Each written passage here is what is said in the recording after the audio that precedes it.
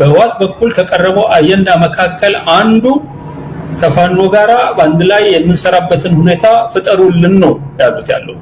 ኤርትራ አማላጅ እንዲሆን ጎቢቱን እንዲሆን በህወሓትና በፋኖ መካከል በኤርትራ መንግስት የቀረበውን ቅድመ ሁኔታ እዛ ስብሰባ ላይ አውቀዋለሁኛል።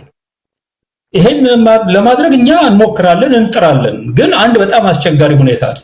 የዚህ የራያና የወልቃይት ጉዳይ የምታነሱ ከሆነ እና ይሄንን ቦታ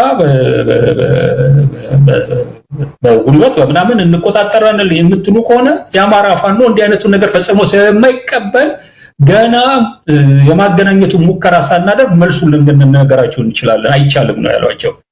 በህወሓት በኩል የተሰጠው መልስ ግልጽ ነው።